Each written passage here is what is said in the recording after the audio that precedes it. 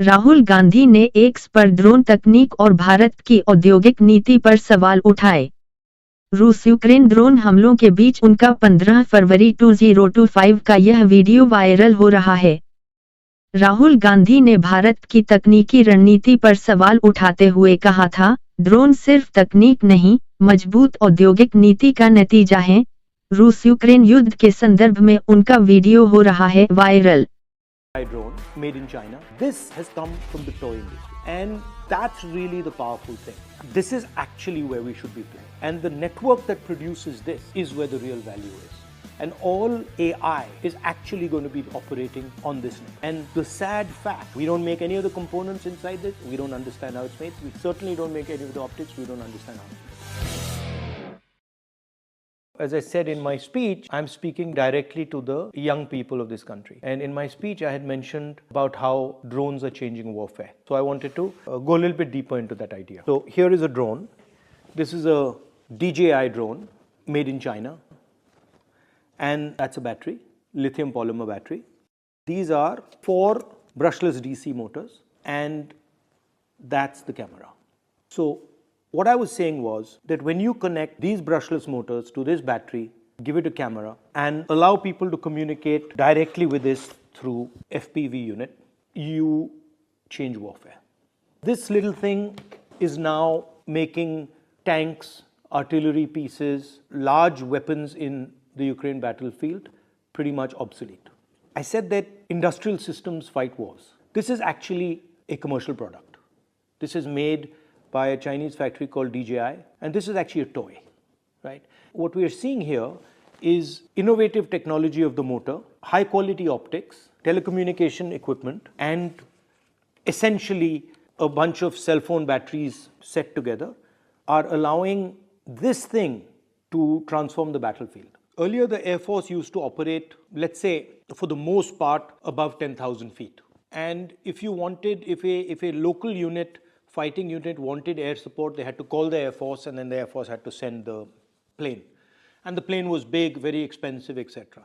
So now what has happened is the Air Force has merged with the platoon, right? So now the platoon itself has its own Air Force, can use that Air Force to strike opponents, and can observe the battlefield. So what has happened is the Air Force has suddenly come all the way to the ground level, and it's built a completely different reconnaissance concept at a much lower level, which means that the battlefield has become much more transparent.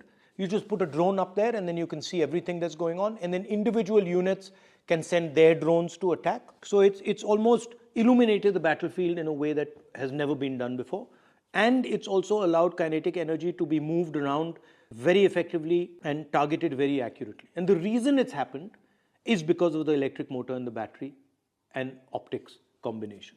Underwater warfare has also been changed by this thing, because this thing now you can put it into a little ship or into a little submarine and you can sink huge destroyers, things like, I mean, for example, an aircraft carrier, they're going to be sitting ducks. And yes, American carrier groups would probably be able to defend themselves, but your regular aircraft carrier will simply not be able to survive an environment where these drones are roaming around undersea. So it is, the optics and communication system are allowing you to see the battlefield, see the sea in a completely different way. And then the electric motor is allowing you to target very, very accurately, put explosive power very accurately where you want. And this has revolutionized how accurately you can target kinetic energy. We have to build such a system.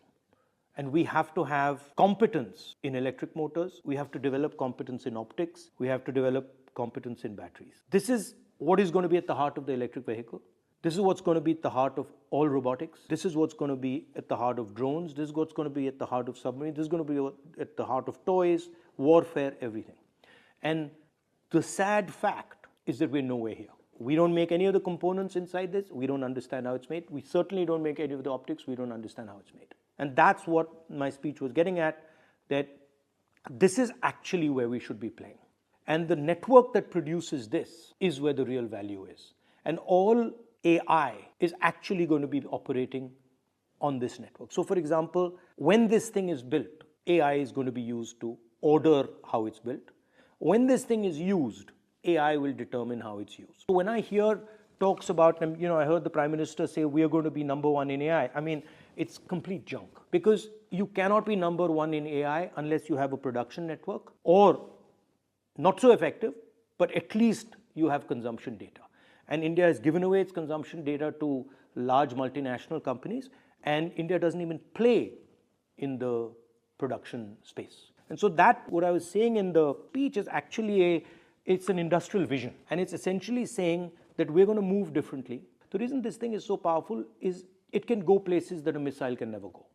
It can go places a gun can never go. It can chase people, it can hide, it can go into jungles, it can do all sorts of stuff that other weapons cannot do.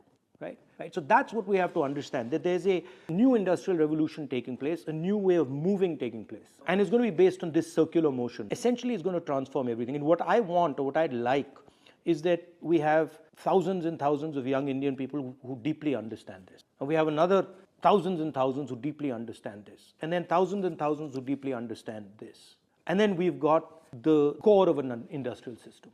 The last generation industrial system was about mastering the internal combustion engine. And the tragedy right now is that we're talking about all sorts of stuff, but we're not talking about this. And this is, I want Indian imagination to fly like this thing does. War is always about distribution of kinetic force. Kinetic force kills people. How you get kinetic force to kill people is really what war is. This thing completely revolutionizes how kinetic energy moves on the battlefield. So for example, if you compare this to a bullet can only move in a straight line, right? This can move up, down, left, right, backwards, it can stop in space. If you're comparing this to a tank shell can only move in a straight line.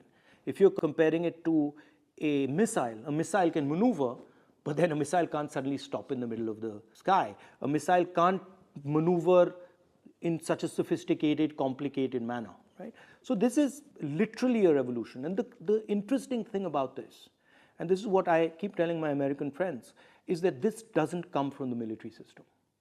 American drones all come from the military system, meaning they trickle down. This has come from the toy industry. Right? This has emerged from the commercial system. And that's really the powerful thing. Because if things are emerging bottom up, then the amount of innovation that will emerge from that is significantly more than if they're going top down, right? So this motor, brushless motor, actually, I first saw it, 15, 20 years ago in a remote control plane. This used to be a hobby. This is a hobby I've had for 30, 40 years. And earlier there used to be small engines, very complicated to build, very complicated to fly. And the real innovation was the brushless motor.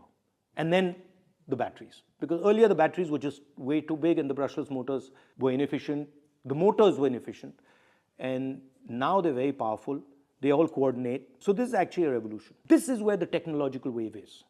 Now people think that you can make in India. You can have an Adani Defense or somebody else make in India and you'll get this. You won't. All Adani Defense does, or all our defense guys do, is actually assemble. This emerges from a production network. This is the result of a production network. And that's what I'm talking about. I'm not talking about that we now sit and we get a company that makes something that looks like this. That's not really interesting, because this will be obsolete anyway. But if we have the network from which this emerges, then we will never be obsolete. We'll just be at the edge of the technology curve, right? Understands, for example, the importance of what these cameras do. This thing without this camera, ineffective as a weapon of war.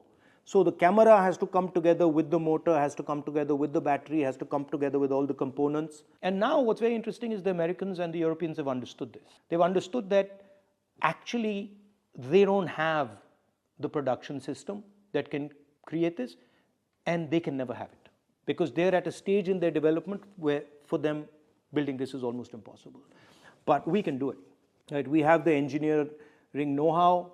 We have the scale. We can potentially develop a strategy where we become, if not masters, at least very competitive in this area. So that's the type of thing that my speech was trying to do.